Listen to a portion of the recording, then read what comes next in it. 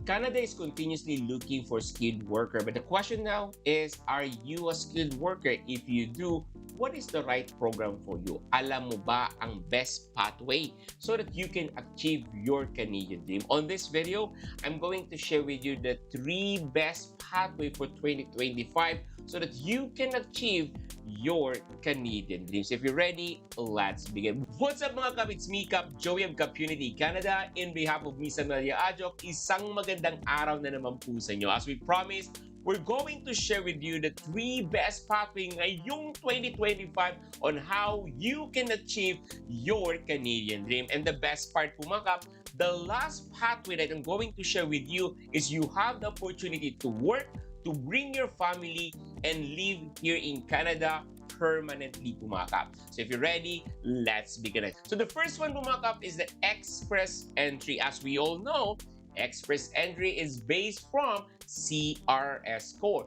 The higher the score, the better. Pero ngayong 2025 pumakap, mayroong dagdag ang Express Entry wherein you can have a better opportunity na magkaroon ng invitation to apply.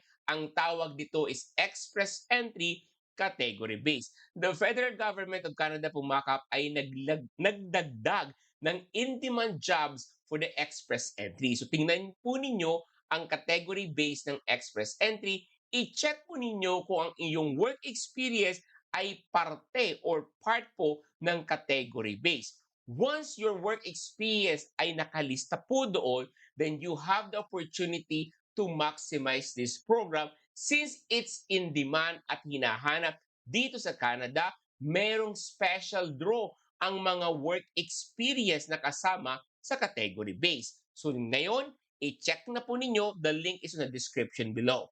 So that's the better pumakap with the express entry category base dahil hindi lang po point system pero nakabase din po sa in-demand jobs dito sa loob ng Canada. Once you get an invitation to apply, is you can land here as a permanent resident. Since ito po ay express entry, pinakamaganda nito is you can select which province you want to stay. That's the best part of express entry. If you don't have idea or you want to learn more, I strongly suggest to join our community, Canadian Dreamer Community. The link is in the description below or simply type communitycanada.net.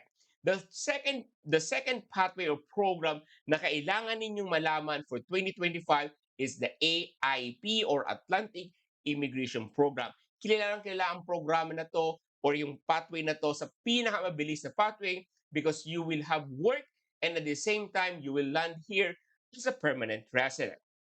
AIP po mga kap is for Atlantic provinces. So kung ikaw po ay nagpaplano to maximize this program, focus on the four provinces of Canada or that's included in Atlantic province, which is Nova Scotia, New Brunswick, PEI, and Newfoundland. So kung gusto mo itong programa na to, make sure that you're able to find a designated employer sa mga Atlantic provinces that I already mentioned. So make sure to find a designated employer from Atlantic provinces. To explain it further po mga kap, kailangan nyo maghanap ng employer na nakalista sa designation list ng bawat province ng Atlantic provinces.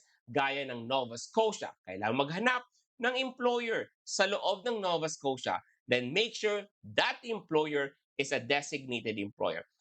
So that's the keynotes po mga for the AIP or Atlantic Immigration Program. And the best thing, once you get the endorsement, you can apply for work permit and work in your employer and then apply for permanent resident. That's the good thing about the AIP. The last one pumakap is so excited because this is a new program. This is what you call RCIP or Rural Community Immigration Program. The best thing about this pumakap is less yung competition. Majority of the Canadian dreamer, they want to go to the big city. However, for the RCIP, ito po ay merong 14 communities across Canada wherein once you get an employer from the community, you're able to land here as a permanent resident. One of the part or kasama sa listahan ng RCIP is that Pictou, Nova Scotia, Pictou County, Nova Scotia. So just imagine this, if you're looking for employer, mag-focus ka dito sa 14 communities na to and then find an employer. This make sure that the employer is located in that community. Then they will give you a job offer and you can apply for permanent resident under this program. These are the list of communities. And if you want to download this guide, I want you to click the link in the description below and join the Canadian Dreamer community, wherein you can access all the information that I shared with you. Once again po mga Kap, it's me, Kap Joey of Kap Unity Canada. If you want to immigrate to Canada, make sure that you have a strategic plan, and you cannot create a strategic plan kung wala kang maganda at solid na information. That's why we are inviting you to join our Canadian Dreamer community.